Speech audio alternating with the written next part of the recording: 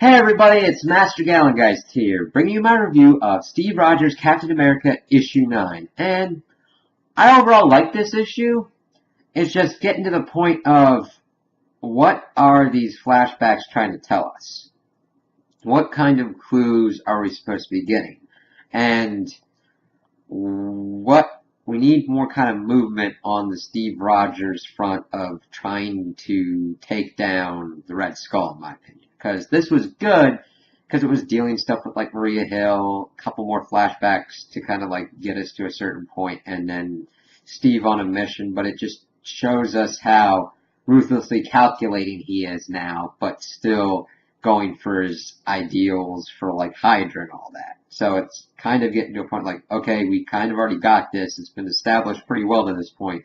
What else are we getting here? What are the seeds that are being placed here?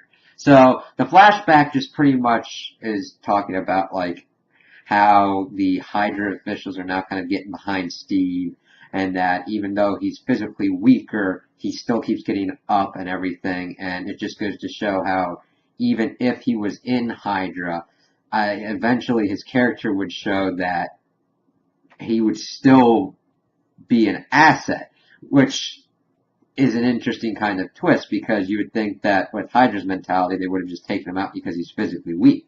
But they're like, he's intellectually, he knows what he's doing, he's very smart, capable that way, and even though he does fall down, he keeps getting up.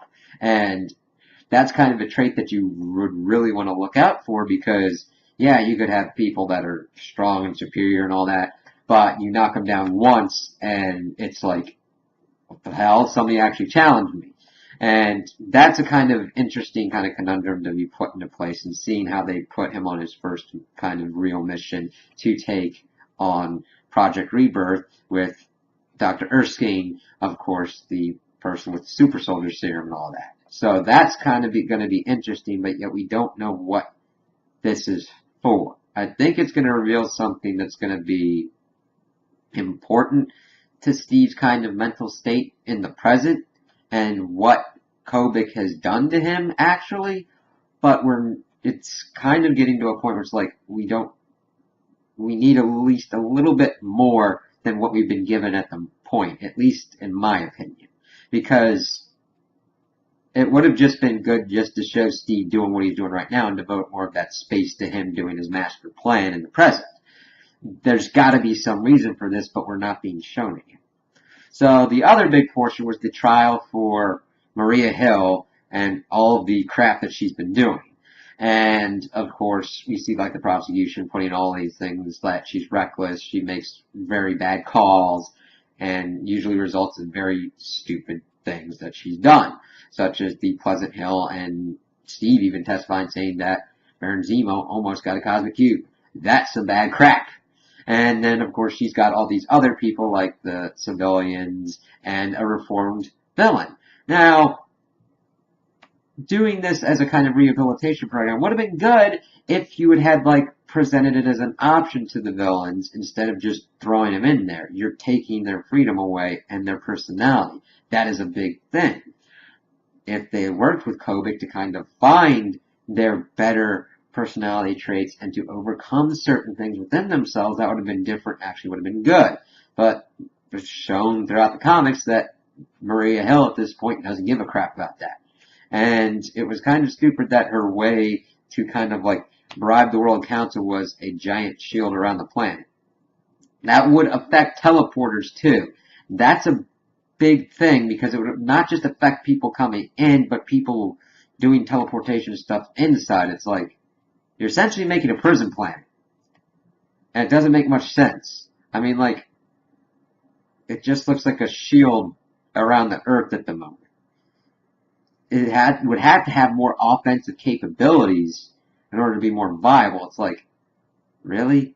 You've got all these files that you could have, and that's what you kind of do? There would be pretty much better options, at least, like an orbital defense platforms or whatnot spaced around the Earth. Something like that, because you don't want to affect your teleporters, because they could be pivotal in certain battle scenes, and of course it's like, oh, we've got a shield that pretty much renders them moot. It's like, wow, okay.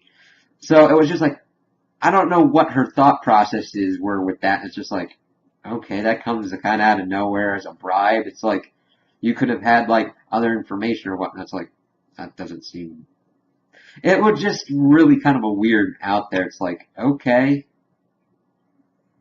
let's see how that goes.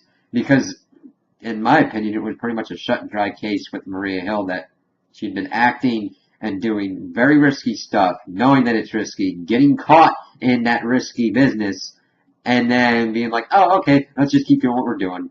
It's like, no, we need someone else in charge. And I'm guessing it's probably going to be like Sharon Carter or someone to that effect, because Steve at the moment would not want to bring attention to himself as much. He would want to be more in the background, being able to manipulate people. As we see that he has manipulated the Security Council as well, because he was on a mission for S.H.I.E.L.D., taking out this kind of ancient thing that's tied to the Darkhold, and the Minister of England's like, oh, thanks, Mr. Rogers and all that for doing all this. He's like, well, I kind of found out that because of your business dealings, this thing was unleashed, and you pretty much used the Darkhold cult to pretty much cover your tracks. Well, they're not as forgiving, and I almost kind of like Steve letting him being taken down by the cultists. It's almost a kind of like Batman quality in that I don't have to save you. It's like, okay, this Steve doesn't give a crap about that. It's interesting, but I would usually more like the regular Steve who would want him taken into custody and face justice more than just let someone else take him out. I mean, yeah, it solves a problem, but it's usually not Steve's way. So, but I like the juxtaposition that we're getting with like Hydra Steve and regular Steve. So we'll have to see where this keeps going. I just want more movement on the Red Skull front and having him be more methodical and like actually going for that. But I think they're going to be doing more of that with the Secret Empire events that they're coming out with, which they need to slow down on that stuff. Not everything needs to be an event.